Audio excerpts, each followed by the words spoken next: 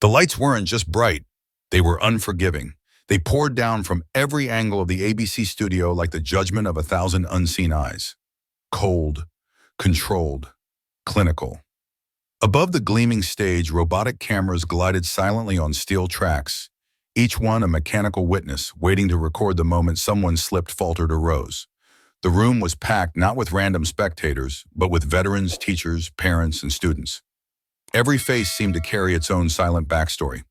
A battle fought, a dream deferred, a hope still barely hanging on. And tonight, they weren't just watching. They were waiting. They were waiting for anyone to speak a truth that hadn't been sanitized, scripted, or spun. On the left podium stood Jasmine Crockett, sharp-eyed, steel-spined, her charcoal gray suit cut with courtroom precision. Her posture calm but charged with purpose. A woman forged not in the halls of privilege, but in courtrooms where justice wasn't guaranteed where it had to be fought for. She wasn't just a congresswoman tonight. She was a vessel for every underdog who had clawed their way toward a future society told them they didn't deserve. Across from her at the opposite podium was Barron Trump, tall, composed, draped in a navy blue suit tailored to perfection. But it wasn't the suit that defined him. It was the smirk, that quiet knowing grin that only comes from a life untested. A life shielded from consequence. A life where doors opened without knocking. Just moments before the cameras rolled, he had leaned back in his chair, scrolling his phone like the debate stage was just another stage in a life already scripted for applause. He wasn't nervous. He was ready to dominate in the way people do when they've never truly lost. And why should he be worried? This wasn't his fight. Not really. This was a debate about scholarships, about whether poor students in America, kids who clean gas station bathrooms after school and study under flickering street lamps, deserved a shot at higher education. To Barron, it was politics. To Jasmine, it was personal. This wasn't a night of rehearsed talking points. This was a courtroom dressed as a town hall, and the verdict would be decided not by applause but by conscience. The clock hit 0, the red tally light blinked on, and two worlds collided: privilege versus his perseverance, entitlement versus earn the smirk, versus the stare. The stakes, everything. He said it like a joke. But no one was laughing. Scholarships are for losers. 5 words, spoken too easily, too casually. Barron didn't shout them. He didn't need to. He leaned slightly back from the mic, adjusted his cuff, and let the words hang in the air like cigar smoke, thin, arrogant, and meant to linger. His voice didn't carry weight from experience. It carried weight from assumption. The camera caught it perfectly. A close-up framed him just as he tilted his head and smiled. That smirk. It wasn't loud. It didn't need to be. Because in a room full of veterans, single mothers, overworked teachers, and students barely holding on to their dreams, that smirk said everything. It said, "You people don't belong here. This stage isn't for you. I've already won." The crowd didn't explode. Not yet, but there was a shift. Subtle, cold, like the first cracking glass. A teacher in the second row flinched. A father in the back leaned forward. Someone whispered, "Did he just say that?" And yet Jasmine didn't flinch. She stood perfectly still, her hand on the edge of the podium, her gaze forward, unbroken. She didn't blink. She didn't sigh. She didn't fire back. Not yet. She let the words settle. She let the silence grow teeth. Because she knew when arrogance speaks first, truth waits and watches. She didn't raise her voice. She didn't wave her hands. She didn't look at the moderator, or the cameras, or even Barron. She just breathed. And then with terrifying clarity, she spoke.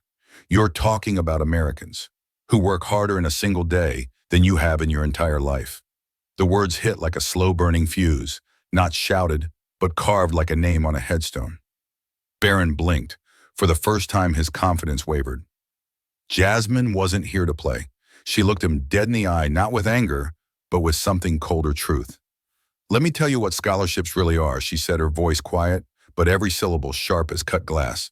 "They're what keeps single moms in school at night, what keep kids from dropping out to pay rent, what keep brilliant minds alive in a system that rewards inheritance, not effort. They are not charity. They are survival." The room was silent. No coughs, no phones, not even the shuffling of papers. Just her voice, like fire behind ice. She didn't need to yell. She was the storm they didn't see coming. For a moment, Jasmine said nothing. Her gaze didn't waver. Her breathing remained steady. But beneath the desk, her fingers moved. Just the softest motion. Her hand slipped into the inner pocket of her blazer, and there it was, a small silver USB. No labels, no markings, just silent weight. And secrets. The audience didn't notice. The cameras didn't catch it. Even Barron, still recovering from her last blow, was too focused on her face to see what she'd just touched. But she felt it, and suddenly she knew the game had changed. She looked back at Barron, a smile, no, a warning. Her voice was softer now, not sharp, not fiery, but more dangerous than before. Careful, Barron, some truths don't need a microphone. Just the right moment. The room shifted. A cold breath swept through the air. People didn't know why they suddenly leaned in. They didn't know why the hair on their arms stood up. They just felt it. Something had shifted, and Jasmine was holding something bigger than a comeback line. She was holding a reckoning.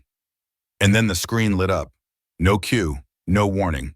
Just a sudden flash on the massive LED panel behind Jasmine. The entire audience turned, gasps rippling through the room like wind through a cornfield. Grainy footage, shaky camera, a cell phone video. "What the hell is this?" Barron muttered, eyes narrowing. The audio cracked, and suddenly there he was. Barron Trump, wearing a tuxedo, at a lavish party, champagne glasses, gold chandeliers, laughter echoing. The screen zoomed in, not professionally edited. This was raw, real. And then the sound came in clear. Barron's voice rang out laughing. "Scholarships, please. That's just code for broke kids who can't keep up. Let them work at gas stations." The crowd gasped. Again. Some people covered their mouths. Others shook their heads in disbelief. Barron stared at the screen, white, silent. He knew that video. He remembered that night, but he didn't know how she got it. And Jasmine. She didn't move. She didn't need to. The silence in the room was doing her job for her. Silence. Not the kind that calms you, but the kind that chokes the air. And then, did he really say that a teacher whispered, her voice caught in her throat? A veteran in the second row leaned forwards, fists clenched. His voice cut through the tension like a blade I served so kids like me could get a scholarship, not be mocked by silver spoon brats. Gasps. A student in uniform stood up shaking. "My mom works 2 jobs just so I could apply to one," she said, her voice breaking. Is that a joke to him? The ripple became a wave. People who moments ago sat in quiet neutrality were now leaning forward, eyes fierce, energy shifting. Even the camera crew hesitated, unsure whether to keep rolling. One woman, a retired principal, stood up and said clearly, "This isn't a debate anymore. This is a reckoning." The audience broke into murmurs, louder, angrier, more united. Barron blinked rapidly. His jaw clenched. This wasn't about Jasmine anymore. It was about all of them. The crowd hadn't stopped murmuring, but Jasmine, she was already moving. Her heels clicked softly against the stage. Not fast, not slow, deliberate. She stopped right in front of the mic, locked eyes with Barron. "You have 5 seconds to apologize," she said, her voice cool as steel. The studio froze again. Not from shock this time, but from anticipation. Her gaze didn't flinch. Her hands stayed at her side, but something in her eyes dared him to test her. "Or I'll tell them," she added, "what you said next." A flicker of panic crossed Barron's face. He knew what she meant, and she knew he knew. He opened his mouth, but no words came. His lips trembled. Behind her, the screen still showed the paused frame from the video, his face mid-laugh frozen in arrogance. Jasmine took one step closer. The audience leaned in. The silence louder than any scream. The clock was ticking. 5, 4, 3. The air cracked with tension. Jasmine didn't say another word. She didn't need to, because someone in the audience whispered. 5, another voice, louder this time. 4. Then the whole room joined in, a rolling chant, like a courtroom drumbeat of justice. 3. Barron blinked, his jaw clenched. Hands fidgeted beneath the table. But his eyes betrayed him. They darted left, then right, then down. He was searching for an out, for an escape, for anyone to intervene. But no one moved. No aide, no producer, not even his father watching from backstage. 2. The voices were louder now, not hostile, not angry, certain he had crossed a line, certain Jasmine wasn't bluffing, certain something was about to explode. Barron's mouth opened slightly, but his voice still missing. 1. Jasmine raised an eyebrow. Not smug, not satisfied, just ready. Silence, complete, unbroken, eternal for 5 seconds that felt like a century. No apology, No words, no excuse. Barron Trump had said nothing, but his silence. It roared louder than any outburst. Jasmine didn't flinch. She didn't need to say, "I told you so," because the silence did it for her. In the audience, a teacher, eyes misty, whispered to the woman beside her. That was his answer. A veteran in uniform slowly removed his hat. Out of respect, but not for Barron, and a teenager once cheering for him, quietly pulled his Trump 2028 sticker from his phone case. The room didn't breathe. The cameras didn't blink. Even the host didn't dare speak. Because everyone felt it. That wasn't hesitation. That wasn't nerves. That was truth. Unspoken and unforgettable. Barron's silence screamed through every living room in America, and no one could unhear it. Barron straightened his tie, trying to regain control. He walked to the podium like a politician on damage control, waving a stack of papers above his head. These are the stats, cold hard numbers. Scholarships don't help. They reward laziness. He slammed the papers on the table like a winning poker hand. Charts, percentages, headlines. A few audience members nodded hesitantly, but Jasmine. She didn't blink. Instead, she calmly reached into her blazer, pulling out that same USB stick from earlier. The screen behind her flickered, then loaded a browser. And then, "You want to talk data, Barron, let's talk sources." The website Barron had cited popped up, thecollegerealist.org. Then Jasmine revealed the punchline. This study was funded by a PAC owned by the Trump Organization. The audience gasped. She clicked again. Here's the payment trail. Here's the domain registrar. And here is your name. Barron William Trump.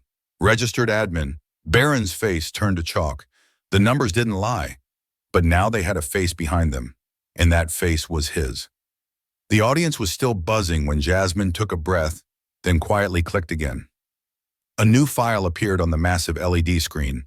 Not a headline, not a graph, a pay stub, zoomed in, 186.4 below it, hours worked 60, internship unpaid. Housing deduction, $50. A soft murmur spread through the room like fire catching dry leaves. This is real, Jasmine said. Her voice didn't rise. It didn't need to. Meet Maria Elpez, 19 years old, straight-A student, single mom, first-generation American, accepted into a Trump Foundation internship. A beat. She was promised mentorship, networking, college credits. She pointed to the stub. What she got was 60 hours of grunt work, no guidance, and not even enough pay to cover groceries. The screen flicked again. A second pay stub, then a third, then dozens. This wasn't a mistake. This was a pattern. Hundreds of interns, exploited, depleted, silenced. The crowd shifted, jaw clenched, eyes sharpened. Barron's face was blank now, drained. You said scholarships reward laziness. Jasmine stared straight at him. Then what do you call this silence? Not even cameras dared blink. The screen faded to black. No music, no cuts, no fast transitions. Just Jasmine stepping forward with a red envelope in her hand, its bright color suddenly the loudest thing in the room. She didn't open it with a flourish. She just opened it. This letter was given to me by someone who couldn't be here today. A thin sheet of paper slid out. It shook slightly in her hand, not from nerves, but from weight. She began to read. Dear America, I tried. God knows I did. I worked 2 jobs, took night classes, skipped meals so my brother could eat. But the day I lost my scholarship, I lost something else too. Hope. The room was silent again, but this time it wasn't shock. It was shame. My name is Sarah Lynn. I was pre-med, first in my family to go to college. Now I stock shelves at midnight in a grocery store that can't spell my name right on the schedule. A pause. Then Jasmine read the last line. I just wish my country believed in me as much as I believed in it. A gasp echoed across the stage. Someone in the audience whispered, my daughter's name is Sarah. Another stood up, eyes glassy. A teacher, then a vet, then a student, one by one. The room was no longer an audience, it was a jury. The stage was still. Jasmine had stepped back. The red envelope rested on the podium like a flag folded for mourning. Then a slow creak of a chair, a man in his late 60s stood up. Broad shoulders, veteran's cap, medals faded but intact. Son, he said, voice cracking yet solid, you've never fought for anything in your life. Gasps, then silence, then murmurs. But the man wasn't done. I bled for this flag while you mock kids who can't afford books. I watched my brothers die overseas while you laughed at scholarships like there's some kind of joke. No one could breathe. Then another voice, clear, female, firm. A middle-aged teacher stood up hand raised like she was in her own classroom. "You wouldn't last a single day in my school," she said. "Not one day. Not with 42 students in one room, no AC, two broken chairs, and kids showing up hungry." The crowd didn't cheer, they wept, because it wasn't just a debate anymore. It was America talking to its own reflection. A janitor stepped forward next, then a nurse, a single mother, a bus driver, a teenage cashier still in uniform.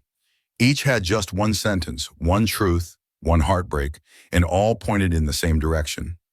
They had been forgotten, and tonight they remembered themselves. The room crackled with tension.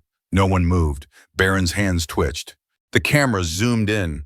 Sweat pooled at his temples, but his jaw remained clenched, desperate to keep composure. Jasmine didn't say a word. She didn't need to. Behind her were voices, veterans, teachers, worker students. Beside her was truth. Barron looked around. Eyes everywhere. Not one friendly. He stood up. No announcement. No final word. Just the screech of a chair and footsteps on cold studio tile. The camera tracked him as he walked out the side door. One shot, an empty chair, the nameplate Barron Trump sitting crooked, a microphone still live, crackling with nothing but air. And for the first time all night, the studio wasn't loud. It was unified. The audience slowly turned to Jasmine, not just with admiration, but with understanding, with allegiance.